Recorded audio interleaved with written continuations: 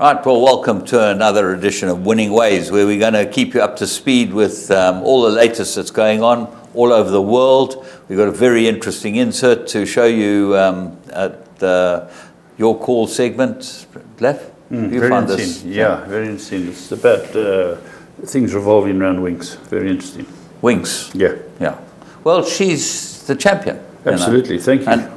And we saw some interesting stuff last week. There were lots of very good comments about Monty Roberts. We've had a 2-week session on him. He's been unbelievable. Great. And maybe people break in their yearlings differently, slightly. He's changed the mindset over the years. Not in South Africa. No, we've always used his methods. Always used his methods. A lot of you might have, but there are a lot of people that don't. No. How else can you do it? Did you sandbag them? No, those days are... I remember JF could see when he got them to his stables. My parents had horses with him. All the next morning, they're all in these stables. They put the saddle and bridle on in the stable. They put the rider on in the stable. Horses never had a saddle or bridle on. They've come from all these farms, rough as bears' asses. You know those horses from Colesberg and that.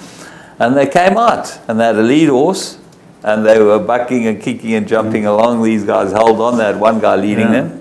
It's changed now. Within 2 days, they were on the track, you know. Yeah, it's completely changed. But they had no mouths. And, no, that's right. That's it. It's completely different today. Jim, what do you think of the sport the weekend? I bet you watched all the golf. Was there a sport on the weekend? Not much on the weekend, no. No. You watch the golf? I did. I thought the Yanks were certainties and they got slaughtered. Absolutely slaughtered. And the whole thing comes to preparation. They didn't know how to play the golf course. The Europeans knew how to play the golf course. It's one of those golf courses where you don't have to be a bomber. You look at all the big hitters. So James, they all played there in the French Open. They didn't. Only one American went and played in the French Open. All the Europeans have played in the French Open. And they played there before, and they were properly prepared, and they knew how to play the golf course. It was simple. It was very interesting to watch. When you see that Tiger never won a game. But he hasn't got a great record. Yeah, he's tired. Okay, Mickelson never won a game. Yeah, he's struggling. He's struggling. Reed's struggling. Yeah. But the postman came through. Yeah, the postman. Did you see him afterwards? Yeah, he's wearing that outfit. The postman. He always delivers. He always delivers. He hits his chest so hard on the. Yeah, he's fantastic. He's been like that every time he's played in that tournament. But he got beaten on the last day. He won it. Okay. He won. Okay. He beat the world number one. What happened with what happened to Rory? Rory got beat on the last hole. On the last hole, he got beat. Yeah. There was some absolutely fabulous golf. That was the last putt of the game. Yeah. Was it Noren? Yeah. Crossed the green to share the hole, and he got it. Yeah. I thought that obviously Molinari was the player of the tournament. You know, to win 5 points out of 17. Fantastic. That's unbelievable. He's won nearly 25% of more than 25% of the points. You got to remember he had partners in the first 4. Yeah, him and Fleetwood were unbeaten in all the 4 balls and foursomes. They were fantastic. It's just a fantastic. It's the best golf to watch. Yeah, it's exciting. Well, more than half the points were won between Fleetwood. 2 players out of 12 won more than half the points. Fleetwood and Molinari. They won 9.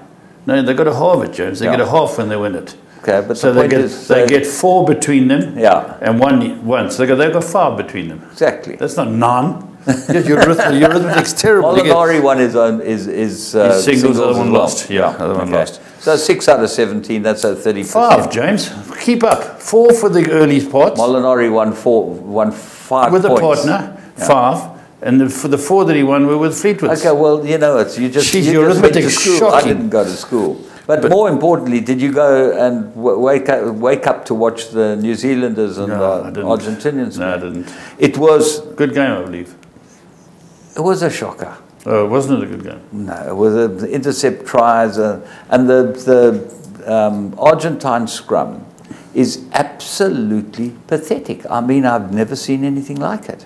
They got pushed all over the place, and the All Blacks aren't that big and strong. They never won a line-out. I think they lost 4 out of their own line-outs, 4 out of their own line-outs. And that cost them any chance of winning. Australia have been struggling with line-outs, and South Africa struggled a bit too, but they won well enough, you know. So South Africa won well. Yeah, they played the All Blacks this week. It'll be a good game. And then James, now, I wanted to ask you, you're a motor racing fan, you watch that rubbish. Is there gambling on it? Oh, yeah. So how do you let a guy go past you because your team says you must? I find it. If I bet I that find other it guy, horrifying. Horrifying, Yeah, you can allow that. horrifying. You can't. If you can you imagine you've got 2 horses running in a race, yes, and you tell the guy's in front and he's winning, and he says, "Okay, no, sorry, I'll take a hold of this one so that my stable companion can win." No, they can't have gambling if they're going to do that. But the gambling's on every sport. Yeah, you're right. Every single sport. Right. Soccer, Arsenal, your team's come well. Have you got the shirt at the cupboard? No, they got, yeah, I've had it out for about 5 weeks. Mourinho, Pogba, what's going on? How good's Man United? How those boys? They got their shirts back in the cupboard. Back in the cupboard. I think they're 9 points of the lead after so many games. What actually happened with? Obviously, Raymond's a Mourinho fan. Yes. What actually happened? Did they get beaten 3-1 by 3-1 by West Ham? How happy do you think Jay Ramsden is? Yeah, he'll be jubilant. He'll be jubilant. His team will be blowing bubbles, won't they? Forever. Forever, yeah. Forever blowing bubbles. Well, that's it. All the top teams are going there. The predicted league winners are back on top. Liverpool playing great football, a great equaliser. Chelsea third, they're playing great football. Spurs, Arsenal. It's already starting to... Where Man United fit in this whole picture? They're 9 points adrift, about 10th. I think Watford will beat them at the end of the season. Yeah. Which is good. Anyway, there's been some very interesting stuff going on the sporting front, mainly the Ryder Cup, which was awesome. Would you like to play that golf course? Yeah, I'd love to, but not for the back tees. How many golf balls do you think you could do? Oh, I could do a lot, James. A couple of dozen. A couple of dozen. We'll move on. Let's go and have a look at 3 to follow.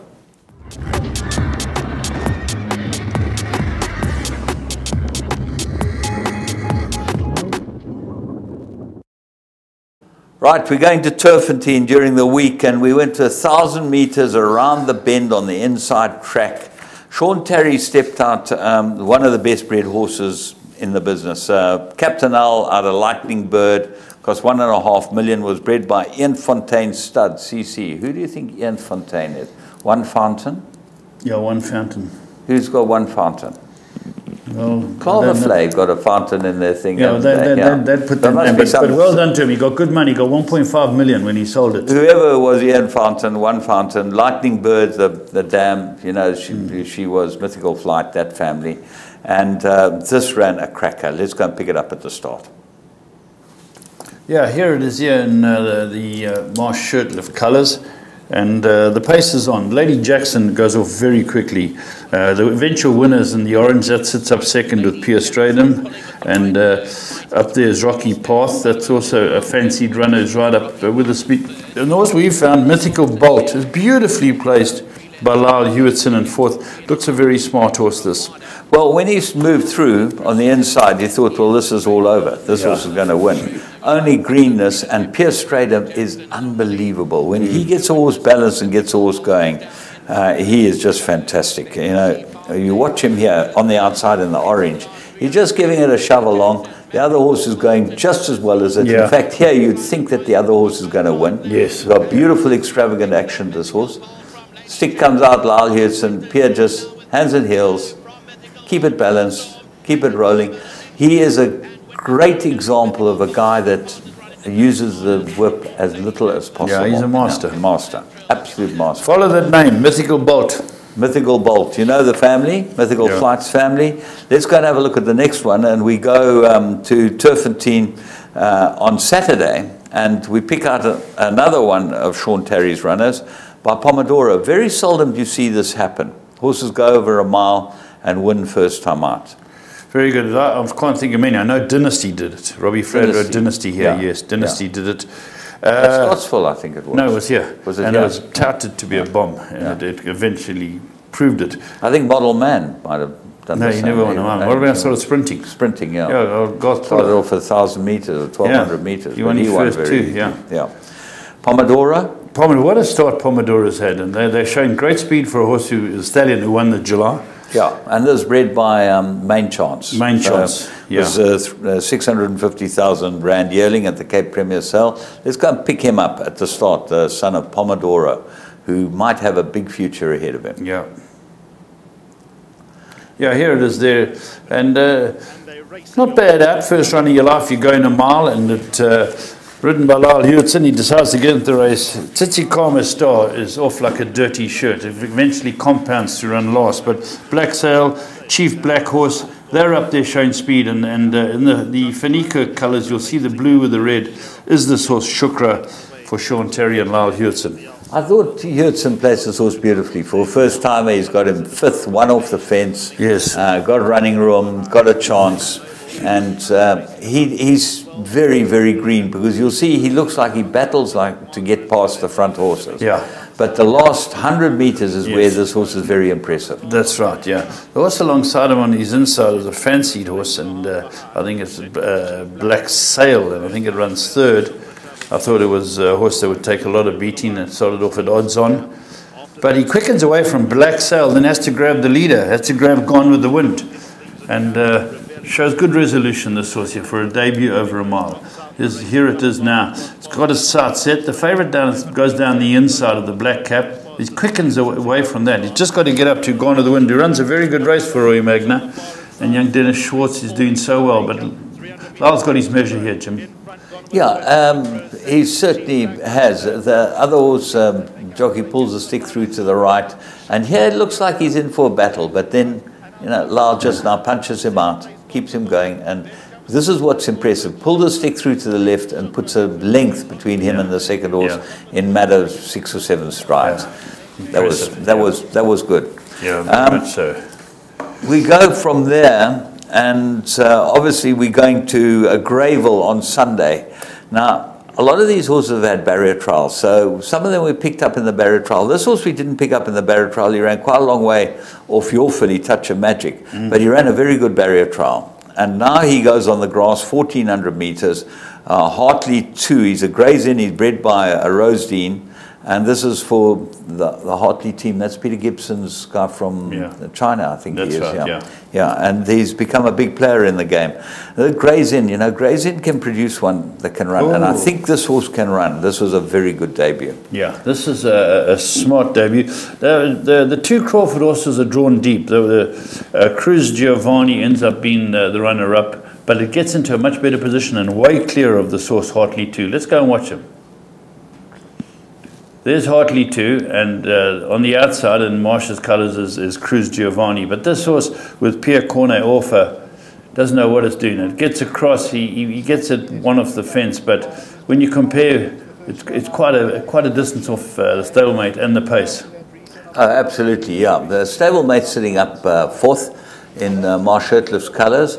This horse is third last, one off the fence, and goes down the inside. It looked like the going was probably a little better on the outside on the day. Horses that went down the inside really didn't feature. Yeah. But you'll see Cruz Giovanni is perfect. That's the horse that you've got to take the pick of and have a look at. The winner, Copenhagen, is always up there. He's sitting second.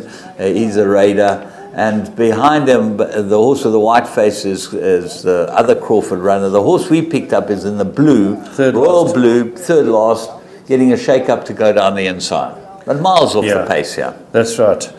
Copenhagen had to run wide early and just has to be straightened up by young Luke Ferraris.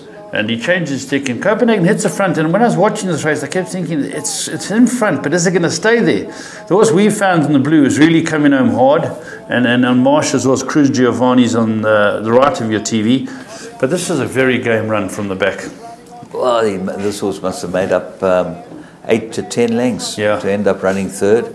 It certainly made up 4 or 5 lengths on the front horses. That's right. And this horse, Copenhagen, had form. So I would think this horse, Cartley 2, over a bit of ground, might be quite a nice horse. He's a nice, big, strong, as I said, son of Gray's Inn.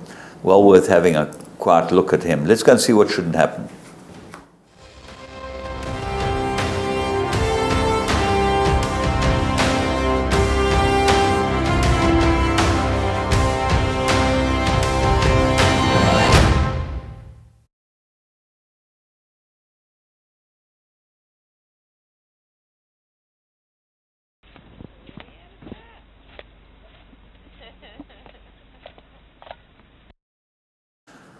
There's a couple of lessons to be learned from this, Laff.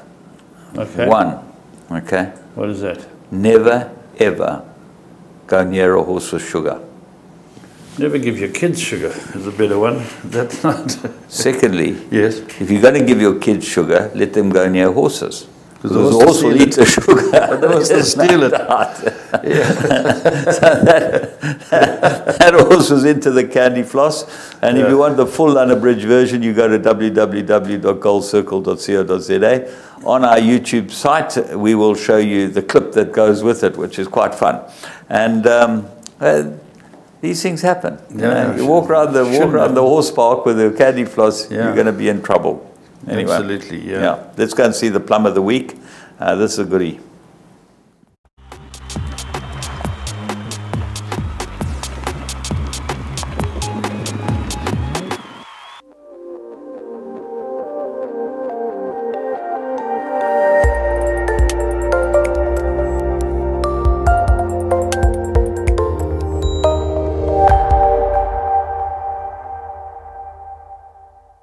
Warfarer, top class man. Hero Quest now says, catch me if you can, coming to the 300. The grey stream ahead goes to the inside. Top class man, Warfarer's charging through to the inside. Hero Quest at the 200. Warfarer looks the danger and top class man. Hero Quest by a length and a half. Warfarer and top class man running on.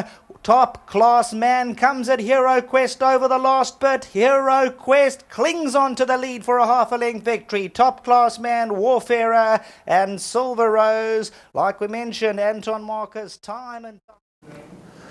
Marcus. This was 1-from-1 course and distance. Marcus aboard. He's a master. 5-2 start your weekend off with on Interbet. This was, I mean, you could not go against this horse. I know he only just clung on, but he went early. He went early up around them. He was off the speed early and he went round them, He went round them, and Anton did it with Cat's Legacy again on Sunday. Too clever, works out the pace, knows exactly what's going on. But this was a great way to start the weekend. I think the second horse might be quite a nice horse later on as a stayer. Yeah, he's a good young horse. This horse, Hero Quest, he's a galloper. Certainly won a very good race, and that was the plum of the week. We're going to take a break.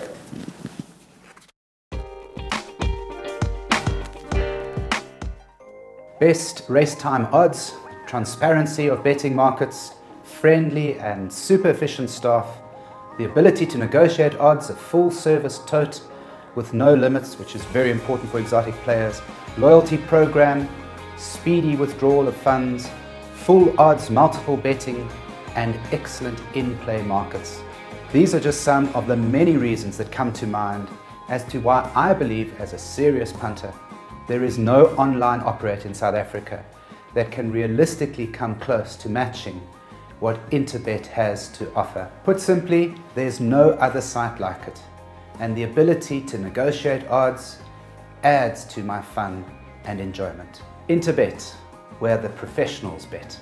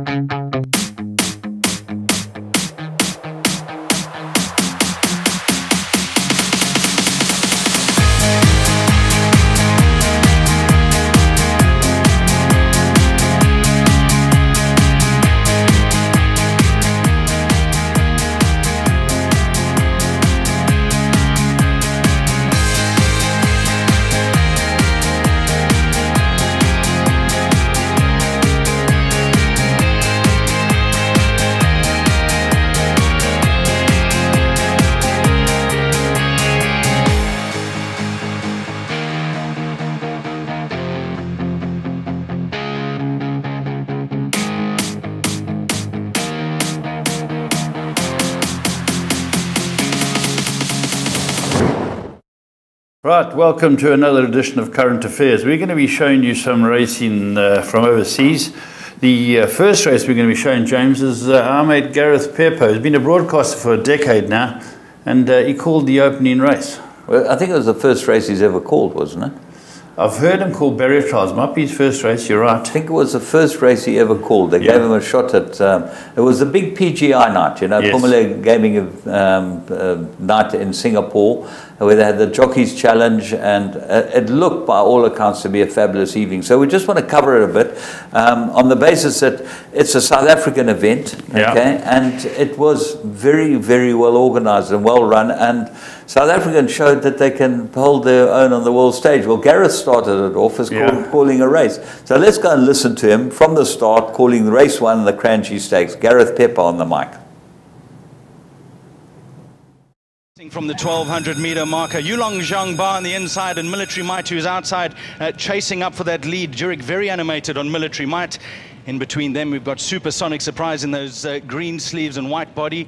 To his outside, General Marshall. Oh, he's going to have to be taken off heels there. He's pretty keen. Joyous in the white and black, back on the fence. Back to Sacred Magic, your favorite, in the red sleeves. Look at those red blinkers and yellow cap. And racing next to him on his inside is Ferocious. So first 425.46. It's the first on PGI night as they turn for the judge. Just under 600 meters left to travel, and bringing them for home is Yulong Zhangba. He's sitting pretty, is Benny Woodworth. Military Might already getting asked to respond on his outside. Look for Michael Rod down the outside on Sacred Magic. Your favorite is asking him to respond. Yulong Zhangba, Military Might's already feeling the pressure. Oh, Michael Rod having to take his mount up for a couple of strides there, but he straightens up Sacred Magic and he's after the lead, and he was the foremost in the race. With 100 meters left to go, he's hit the front.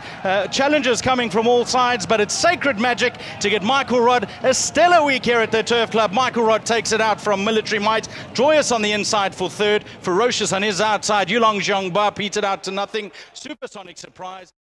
Yeah, great to hear, mate, Gareth Pepper calling a race. Fantastic for him to get out what there. I like was he picked his horse up as a winner a long way out, which is the mark of a good race reader. Yes. And, you know, he went on and did a bloody good job. Yeah, fantastic. For his first race, very well done to Gareth Pepper. He's been a guy who's got involved with social media, got involved with broadcasting, presenting, and our commentating. Well done to him. Terrific.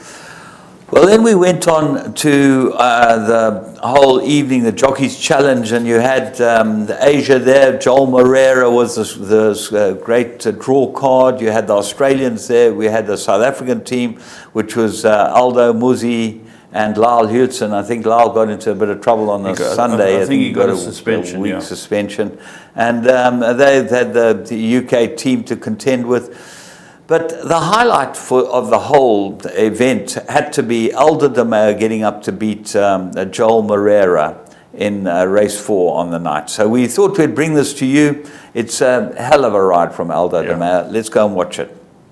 100 metres in front of them, they're away and racing. They're off. Baffett was slow from the outside. Green Star's also going to take back, and Bayou in the orange Bahana colours for Karen McAvoy will drop to the tail as well. Enchanted Mister gets out quick, and Berry wanted to get the lead from Superpower in second in the green and red hoops for Jurek back in behind the speed. Third place with the blue and white belongs to Safir Aldo de Mayo, and then up on the outside is Solara Spectrum in the orange and blue for Moreira. They're being followed by Siam Sapphire. Lyle Hewitson next, he's fifth in the field. He's followed by Arc Triumph for Mark Zara and Australia around the outside. Moritz Eclipse next for South Africa and Muzi Yeni. They're followed through by Storm Riker for Woodworth. Deeper on the track is Limbs Knight for Bowman as they begin to swing back down towards home. Green Star towards the rear for Havlin with Baffett, and Bayou is last as they race on down the straight. Magic Man's got a shout here. He takes Solara Spectrum to the lead. Superpower in second from Enchanted Mister. Saphir pulled off hill. Siam Sapphire trying to stay on, but it's the Magic in front.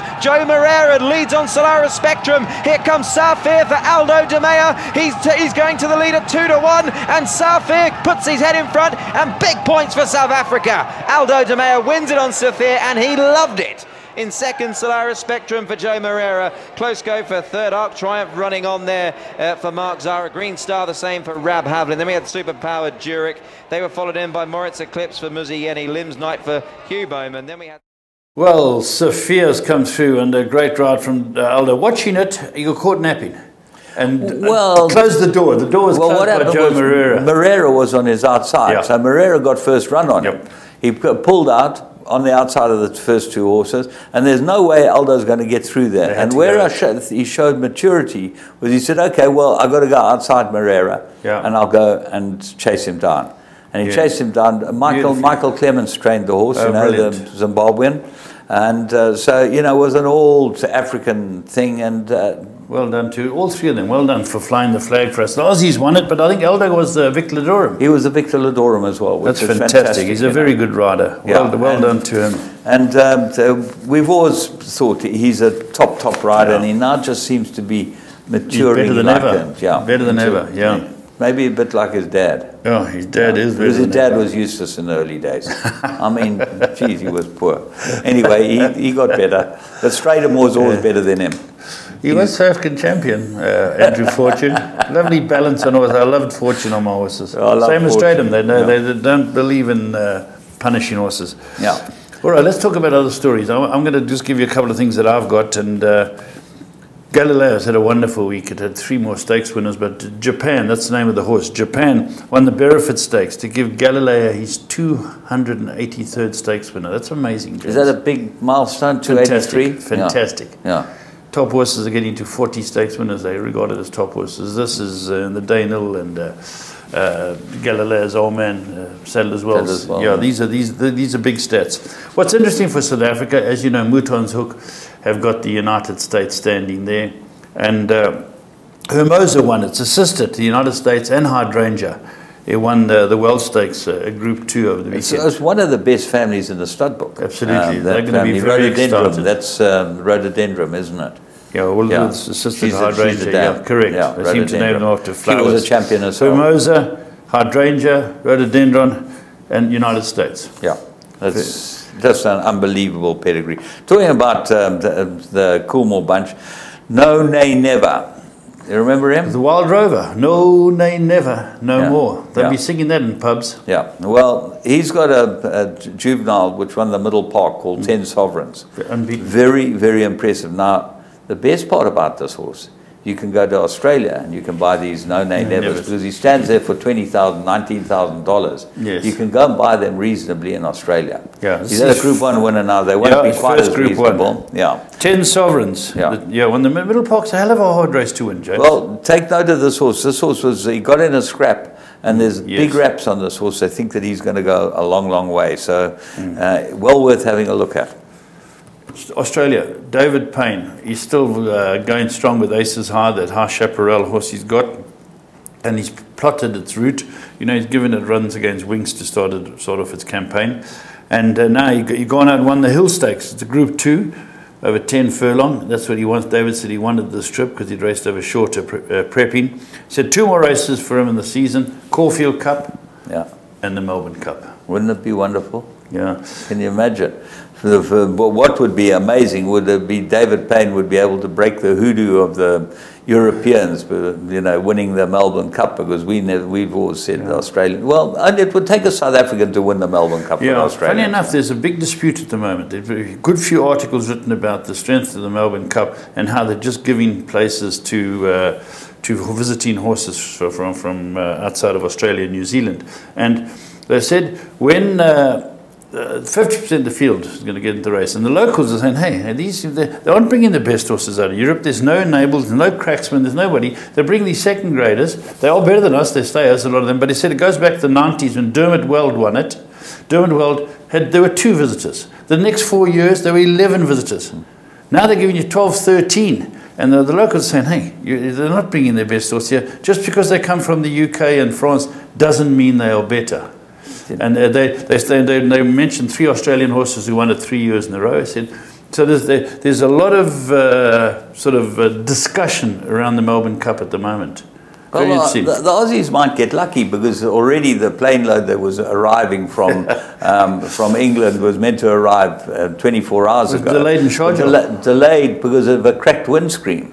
And because of the delay, those horses aren't eligible to be able to run in the Caulfield Guineas race meeting, which is one of the lead-ups and one of the races that horses... What are they day out? They're a day or 2 out. We'll see if the Australian authorities grant them concession to be able to run these horses. What would you do? What would you do? Of course they could run. Of course, They pass all the the tests. logic and But reason. they know what, if the Aussies are moaning about, you know, having Melbourne Cup, yeah. the protectionism as far as the Melbourne Cup's Yeah, concerned. well, they've got nothing at the moment. They're saying, don't send out all, just because you come from the UK doesn't mean you, because you won Group 3 Sounds at like some backtrack in England, doesn't mean you're going to get you won the chest of Vase, you're entitled to go. Let me tell you, Bernard, the next horse is going to go there to win the Melbourne Cup from England, is going to be Young Rascal. Young Rascal. Next year. okay. We'll see, maybe Young Rascal will be the horse that will win the Melbourne Cup Could next well year. be. Yeah. So David Payne, well, let's hope David Payne wins it. Aces are very good. He's won their derby. He would break the stranglehold, wouldn't he? You know? Yeah, he's a very good trainer, still cracking on at, what would David be, 70, 72? Yeah, easily. probably. Yeah, about 72, he's done well. He still looks like the same. He's like he's the same. He's still. I go out there, always see him, have a few Yeah. beers with him and Wayne Aldridge, and talk to the South Africans. And I went out to watch him feed. Yeah. Same as he was doing here. Exactly. Exactly the same. He does it himself. He's a hard worker. He's regimental. You can set your watch with him. Yeah. But he's doing exceptionally well in the sense that he's got a very, very small string. He's in his 70s. He's got out the rat race, and John, who owns it's a hell of a nice guy. Yeah. He's always at the sales with them. They have a few jars together. So let's hope it wins. That's who I'll be funking for. Of course. What a question. What else? That Asiatic boy horse now. What's it called? Valdori. Valdori. That's I think it was with Mike de Kock in Dubai. Was it? As a 3-year-old, it's a filly, okay? Okay. And she went to, I think she went to McLaughlin first in America. Yeah. And then from McLaughlin, she's gone to Baffert, and she won the Zenyatta, which is the big grade one That's right. for fillies at Belmont. And she's by Asiatic Boy, which is fantastic. Asiatic Boy, I bought one of the sales this year. Yeah. Yeah. Jim, the best story of the weekend for me is just shows how anybody can win a big race. And our mate worked for Tabcorp. What's his name? Uriah or something? Yeah, Uriah St. Louis. Yeah. Uriah St. Louis. Now, people don't understand that this guy worked as a teller. What they call Tabcorp teller. He was a Tabcorp teller. He said, in New York. In New York, I'm going to go out there and I'm going to train horses. No, his wife said to him, I think you should train horses. You love horses. I think you should train horses. So he went out there, and he'd been overplacing them for years, hasn't he? Well, he runs them on all the group races, okay? Yes. And he's obviously not sighted. Not sighted. Yeah. So now he goes into the Gold Cup. The Hollywood Gold Cup. Hollywood Group Gold 1, Cup. 100 to 1 shot. And he's got a beautifully named horse, Discreet Lover. Well, lovers have got to be discreet. They have to, especially if it's with someone else. And the teller takes his horse to the race, and you got the likes of Mendelssohn. Yeah. Big horses in this race, James. Yeah, diversified, 3 to 5 favourites, you know, from Baffert stable, and you got Mendelssohn from O'Brien, and you got Thunder Snow from Saeed bin Surur. You got the best of the best, the cream of them, okay, at Belmont. You've got the best jockeys. He's got his guy from Parks riding the horse. Shame. The guy who used to ride his horse was a guy called Flores, who got killed in a racing accident about 6 months ago. Okay. Always rode there for them was Joseph Flores. Anyway, they got this other guy riding for them. And they go breakneck fractions.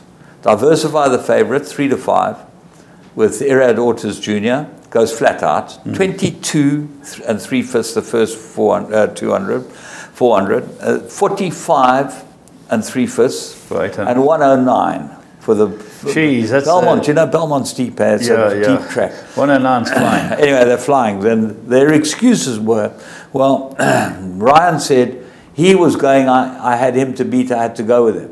And Irad Ortiz said, I had to go fast because my horse likes to run from the front. Well, our little horse here, Discreet Lover, okay, is parked off, okay, about 5th.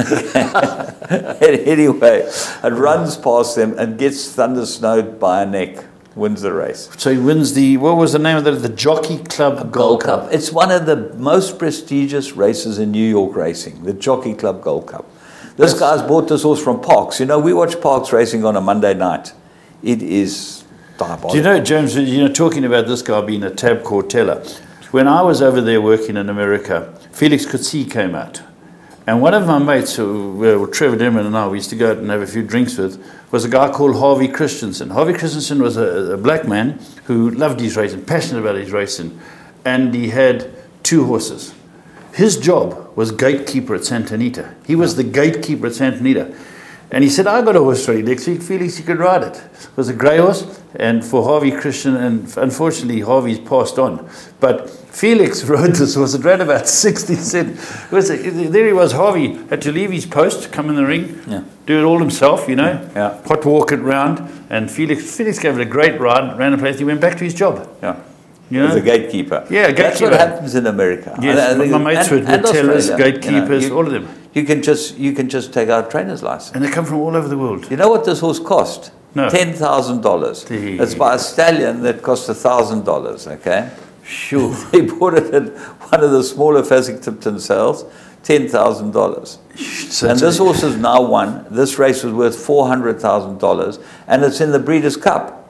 And he says, if it pulls up well, we go into the Breeders' Cup. Well done. Does he own it, or has he got a few? No, he owns it himself. A few foremen or guys from the terminals. He owns it himself. He had $200 across the board. On it? And so $200 across the board means $200 win, place, and show. Yes. Okay, paid $93 a win. So that covers his nomination fee. Well, what he said, the guy was interviewing him, and he was saying, "Yeah, I'm very excited, but I'm just excited to go and cash my ticket." Once a gambler, always a gambler, right? Well, you know, it epitomizes what racing's all about. Yes, we've all got a chance. You never know. You never know what's around the corner. James, just talking about something else you brought to my attention. Years ago, we used to have grey horses only. Do you remember we had those races for greys? Greys, the White Horse Day. The White Horse, that's it. Yeah. And there were some very good ones. Yeah. Over the years, we've had some very good ones. Yeah. And Canada, Woodbine, they had it just for chestnuts. Yeah, they had a chestnut race. They call it the Red Race or the Red Stakes or whatever. And they had a competition that they ran, and the winner who won the competition, it was all to get people interested. And they had a fantastic turnout.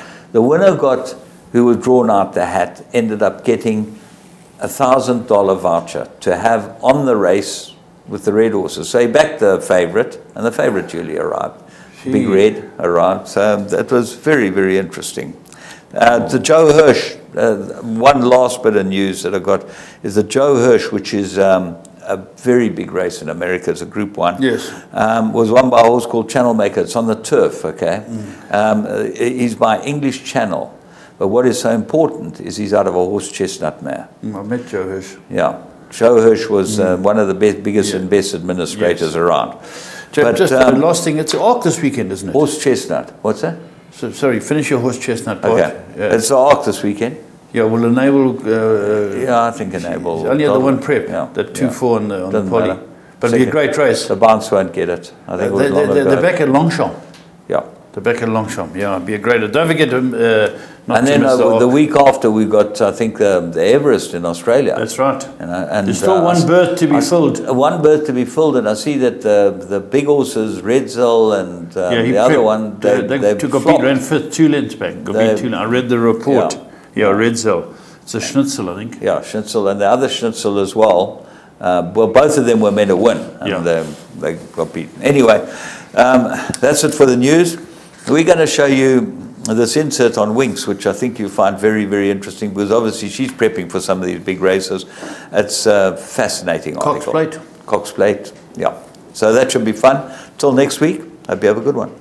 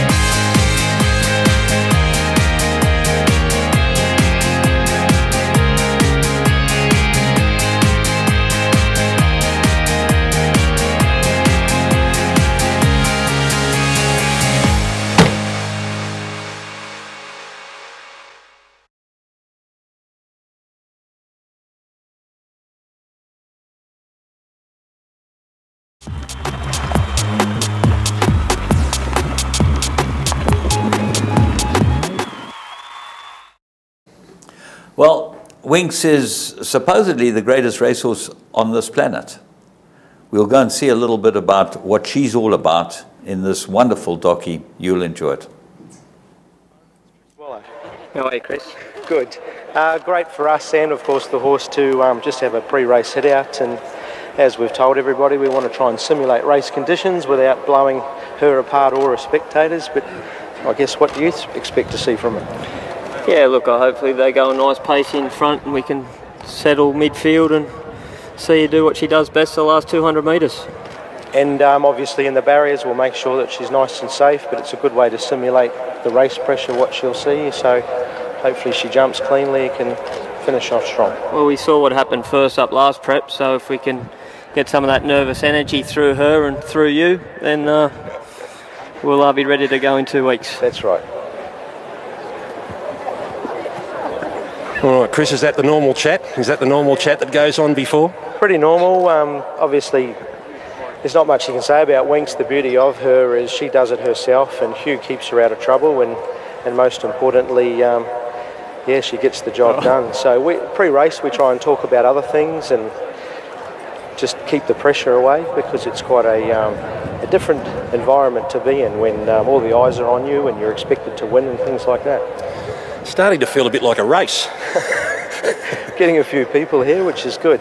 How are you on nerves? Oh, they're okay. They'll be worse in 2 weeks' time. But likewise, the first run of the preparation is always the hardest. You don't know how they've come back. She's 6 months older, and obviously getting a little bit older in her career. So, yeah, today's an important stepping stone towards 2 weeks' time. How are we expecting this trial to set up? I think, well, Libran and Who Shot the Barman, they've drawn the inside 2 barriers. I've told those jockeys to make them bounce out. We don't want it just to be dawdling from the gates. I then expect McCreary and McIntosh to come forward and take over the lead, and I'd say Winx will just slot in wherever she can, as will Unforgotten. I'd say there'll be a bit of tempo put into the race at the 600 and then the last 400 again, and then just what I've told all the riders to make sure they go through their gears and give them solid hit-outs. Let's go at the front. Let's go out and see what's about to happen. Debbie Capitas, how are you feeling? A bit nervous? Not really. It's a trial today, so the nerves don't really build that strong. You just wanted to have a good, safe run. There's nerves that things will go wrong, but Winx is Winx, and we're here and interested to watch her run. More anticipation than anything else. Most definitely, because it's always, we've seen the 2 trials, and the first trial was a very soft trial. Second trial, she put a little bit more in there, and today will be much more of a race, in race circumstances. So wait and see what she does. Okay, let's go to Lizzie Jels out the front. You're getting your first view of Winx this time in. What are you seeing? Well, this is actually my 3rd view of her this campaign. She's had a couple of trials. I've seen her at both of those trials, and she's certainly at her peak fitness now. This trial's really going to condition her and just top her off, ready for that first up mile. But as I've said, at both of her trials, the attitude is what is the difference in her. She's completely relaxed. She's standing here and taking it all in. And in comparison to last preparation, where she was very head up at her first start and really on the go, today she's beautiful and switched off, and that's what you want to see at a mare at this time in her career. Okay, thank you, Lizzie. We're just walking out. Chris Wallen, normally, now Chris, just tell us where you normally watch her from on race days. You go away and watch it on your own. Yeah, I'm normally bunkered up in just a little secluded room on my own. Normally a couple of close staff members stay there and watch the race with me, and it's a good time to just be on your own and just sort of just take your breath before it all unfolds. Okay, Huey Bowman, can you hear us? I can hear you, Greg. Yep. All right, your trainer's got some final words for you. Hi, Huey. She looks pretty relaxed going to the barriers. Yeah, she is. She's just coming around here nicely. You can hear her just breathing away there consistently. I'm out here at some nice fresh ground, and in the trial I'll probably look to come down about 5 or 6 off the fence in the straight where it looks to be the freshest ground to me. That's all we need. We want the safest place for her, as we do in each of her runs. So yeah, if you can find the best part of the track from a safety perspective, that's great. Yeah, no, I'm happy with her, and she's very relaxed, and I'll give her a good workout today and be all set for 2 weeks' time. Do you think she can tell it's race day or trial day? I just can't hear you there. The wind's pretty strong. Do you think she can tell it's trial day or race day? Ooh, girl. Ooh.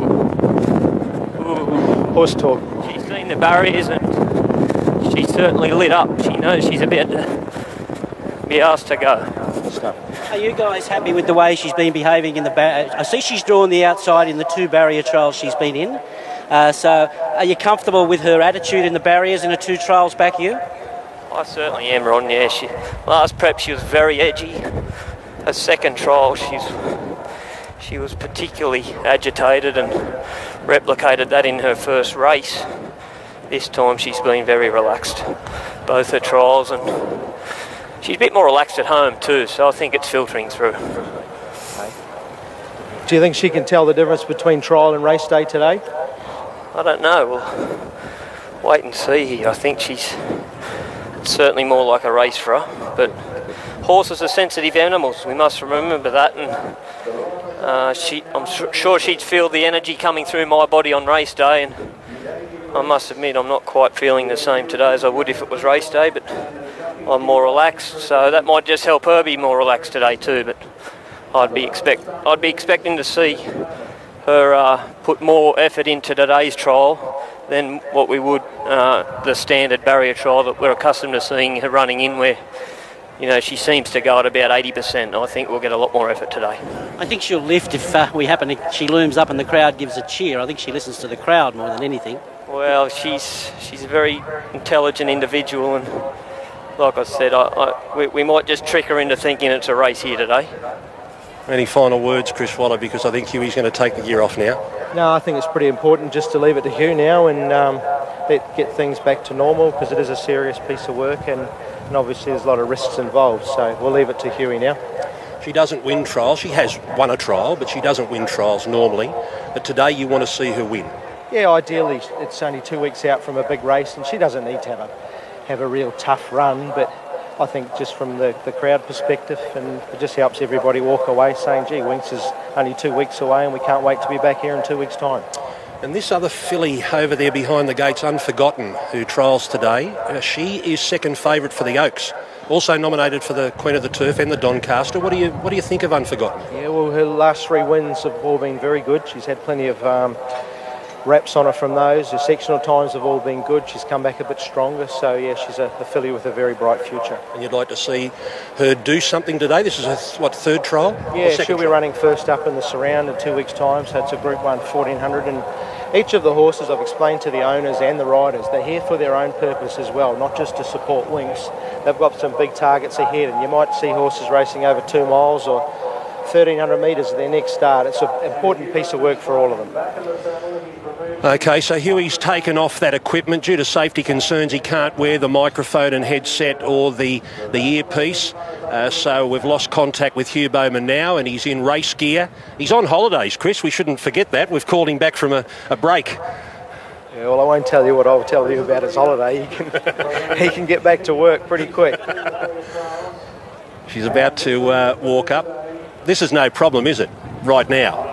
No problem here, just gets a little bit fractious in the barriers, and for a trainer watching or a punter putting their money on, you don't want to see them too edgy, and I'll often look away and just put my head up just as they're about to jump, so as I'm doing now. So yeah, obviously she's a highly strung horse, as they all are, and we can't afford any risks. Let's hear Darren's call. Here's the trial. Yeah, we'll give you all the sections in just a moment. She has run 1:10.3, Chris, for the 1,200 metres. They weren't loafing. No, it looked a pretty leisurely stroll to my eye, but I guess a small field, it does look a little bit different. But I thought McCreary might have put a bit more pressure on McIntosh early watching the trial, but running those times, I guess I can see why Jason sat back on him. So, yeah, it was a good gallop, and Huey had to ask her at the 500 metres just to make sure that she was in tune, which is what we wanted to see. As you can see, race conditions and trials, it's very hard to simulate, but I think they've done a pretty good attempt of it there. Well, today was the day she was going to run in the Apollo, so you've got to race into her. Yes. Going into the Chipping Norton. So the key now is not to overtrain her in between. We've got to remember that she's had a pretty solid trial today, simulating a race, so we won't be panicking over the next 2 weeks. I know where she's in or where she's now. I'll have a talk to Hugh soon, see how she is when she comes back in terms of how much she's blowing and how long it takes her to cool off after the race. So a lot of things to consider, but I think in 2 weeks' time we'll have a horse ready to run a solid mile race, and as the public expect, they expect her to win each and every time she races. Talk about her recovery when she gets back to the stables, even after she's had a tough run. Normally pretty good, and a good way of finding that out is how she leaves, or how much food she leaves after a race. So a good sign is a clean feed bin. If they're going home eating up after a race, then it's a big help to say that they've come through the run or the trial very well. Here comes Huey coming back to the crowd. This is the most important part for you, to get this feedback from your jockey who knows her so well. It's a bit like Fred and Ginger, isn't it? Yeah, it is. Not a lot of words get said, but just body language, you can tell. I can see the horse is very happy there. She's having a good look around. She's not stressed at all, and she's enjoyed the day out. So that's a very positive sign. And then obviously to get the word from Hugh that she's spot on. I don't know if you'll give us a little she's apple sign, but we might get something out of him. All right. Okay, we're gone. We're going to hear from Huey in just a moment. Chris, come on over and have a chat to the jockey. We're going to hear from Huey and Chris as they discuss Winx's big moment back towards this preparation. To backtrack, she was due to race today in the Apollo Stakes, but Hugh Bowman was suspended, so the decision was made to wait till the Chipping Norton, but an important gallop here today has seen her, what we assume is on target for a Chipping Norton. Here's Huey now. I'll hand him over the mic and you can have a chat to him, Chris. How was that, Hugh? I think it was just how it looked. I mean, she was very well behaved in the barriers, which is really very encouraging, but I was confident that would be the case, and I knew I was going to get a good position today. I knew no one was going to hold me out, and that was comforting. But at the 600, when the pace picked up, she was left a little flat-footed, and understandably so, over 1,200 metres, but we could see from the 300 on she was back to herself, and that competitive spirit really burnt the last 200. I saw at the 500 metre mark you gave her a slap on the shoulder. She was straight into the bridle then. Yeah, she was. She responded quickly, and she knows what her job is, and I know, she may have been tricked into thinking it was a race, but she certainly responded as if it was a race day and not like she would in a trial. Oh, that's excellent. They've run 110, so it wasn't just a leisurely stroll. It was a good, solid workout. Yes, McIntosh set a nice pace, which had everybody comfortable, and, she sprinted home like we know she can. And it was a good test. It should get her where you want her for 2 weeks' time. Big thing now is, can I get you where I need you in 2 weeks' time? Well, we won't judge that today. How did you pull up? No, I'm well, I'm good. And I'm looking forward to next weekend when I can resume riding for real. And can we weigh you in now to make sure that you're not too heavy? If you want to, but at your own course. Thanks very much. Good on you, Hugh. You sure you don't want to jump on the scales? How are you? How is you? I'll be about 59 like this, I think. You reckon? How...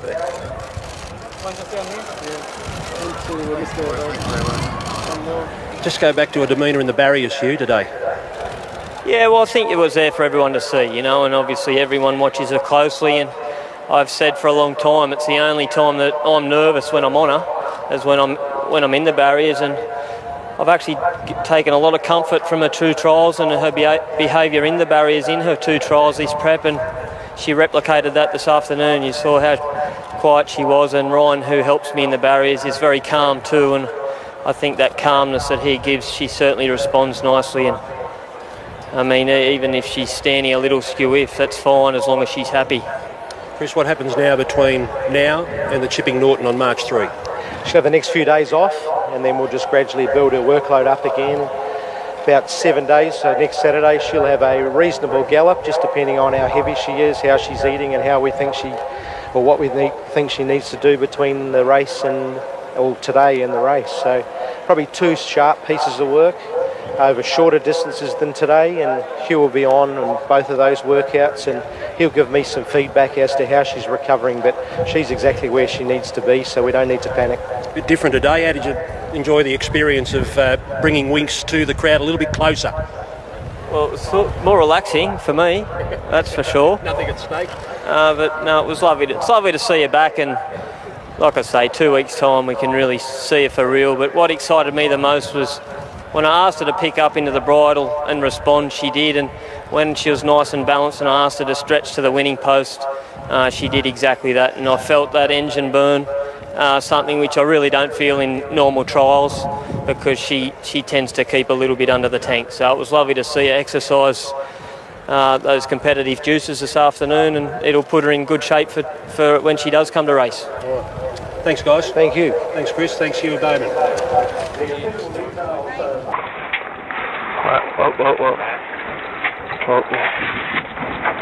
Wait up. Wait. Hang on. Yep. All right.